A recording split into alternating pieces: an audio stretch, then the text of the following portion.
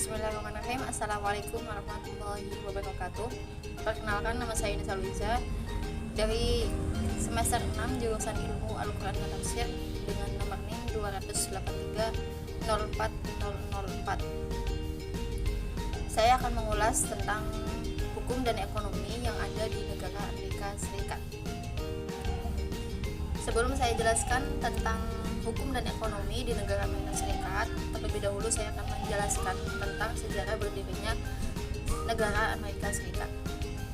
Negara Amerika Serikat merupakan negara Republik Konstitusional Federal bekas jajahan Inggris yang berdiri pada tanggal 4 Juli 1776, yang pada saat itu diresmikan saat deklarasi kontinental berbarengan dengan 13 koloni Inggris yang dimerdekakan juga. Letak geografis Amerika Serikat, luas wilayahnya seluas 9 juta meter persegi, menjadi populasi terbesar ketiga di dunia dengan total 300 juta lebih jiwa. Itu terhitung tahun 2022.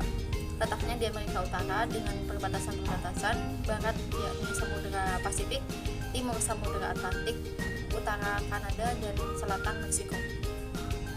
Hukum negara di Amerika Serikat terdapat dua hukum yang berlaku, yakni hukum federal atau biasa disebut dengan federal law yang berlaku untuk seluruh wilayah negara, dan yang kedua yakni hukum negara bagian atau state law.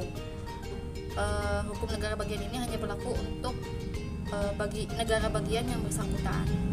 Pada dasarnya, hukum yang digunakan Amerika Serikat, baik itu hukum federal maupun hukum negara bagian, adalah hukum Inggris, bisa disebut dengan common law system, kecuali negara Louisiana yang mempunyai sistem hukum yang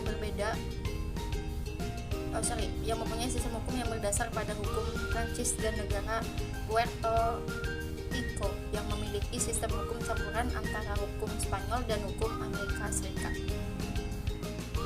Di negara Amerika Serikat terdapat 52 sistem hukum, yaitu 50 sistem hukum negara bagian, hukum lokal yang berlaku di Washington DC, dan hukum federal. Hukum federal mempunyai kedudukan yang lebih tinggi lingkungannya daripada hukum negara bagian. Hukum negara bagian di Amerika Serikat terdiri dari konstitusi negara bagian, undang-undang negara bagian, dan putusan pengadilan negara bagian. Jika terjadi konflik antara hukum federal dan hukum negara bagian, maka hukum federal yang akan berlaku, atau Doctrine of Supremacy Clause. Hukum ekonomi syariah di Amerika Serikat. Sejarah keuangan syariah di Amerika Serikat berawal dari keinginan Gashford pada lembaga American Finance House Lariba atau AFL yang memulai operasinya dengan menawarkan pembangunan rumah berbasis syariah di Amerika Serikat, yang pertama kali diluncurkan pada tahun 1993 oleh Devon Bank di Chicago. Sumber awal pendanaannya berasal dari masyarakat Muslim secara individu dan digunakan untuk menyediakan pembinaan rumah bagi warga Muslim Amerika Serikat itu sendiri.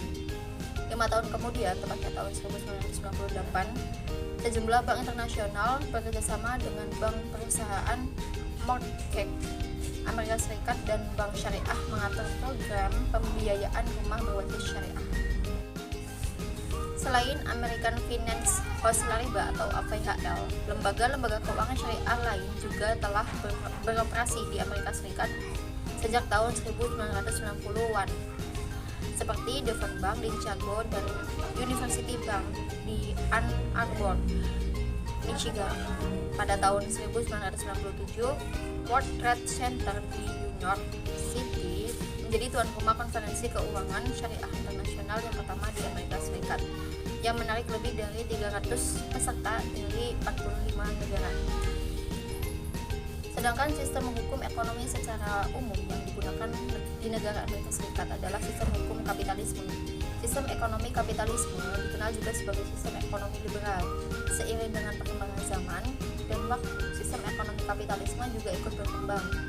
Sistem hukum kapitalisme menurut Kamus KBBI adalah sistem dan paham ekonomi atau perekonomian yang modalnya atau penanaman modal kegiatan industri bersumber pada modal pribadi atau modal perusahaan swasta dengan ciri persaingan dalam pasaran bebas. Ayat tentang sistem ekonomi kapitalisme yang ada di Amerika Serikat, salah satunya ada di surat At-Takatsur ayat 1-2 yang berbunyi A'udzubillahi minasyaitonir rajim Bismillahirrahmanirrahim Alhaakumut takatsur hatta zurtumul maqabir, yang artinya berbangga-bangga dalam memperbanyak dunia telah melalaikanmu sampai kamu masuk ke dalam kubur. Dalam ayat tersebut Allah Subhanahu wa taala menjelaskan bahwa manusia sibuk bermegah-megahan dengan harta, teman, dan pengikut yang banyak sehingga melalaikannya dalam kegiatan beramal. Mereka asyik dengan berbicara saja dan terperdaya oleh keturunan serta teman sejawatnya tanpa memikirkan amal kebaikan atau amal perbuatan yang baik yang bermanfaat untuk diri dan keluarganya. Diriwayatkan oleh Mutarif dari ayahnya berkata, saya menemui Nabi SAW saat sedang membaca Alhaakumut Takatsur. Lalu beliau bersabda, anak Adam berkata, inilah anak saya, inilah harta saya. Nabi bersabda, wahai anak Adam, engkau tidaklah memiliki hartamu kecuali apa yang telah engkau makan dan yang telah engkau habiskan, atau pakaian yang kau pakai hingga lapuk, atau yang telah kau sedekahkan sampai habis. Hadis riwayat Muslim. Sekian dari saya, terima kasih. Kurang dan lebihnya mohon maaf. Jika ada pertanyaan silahkan bertanya di kolom komentar.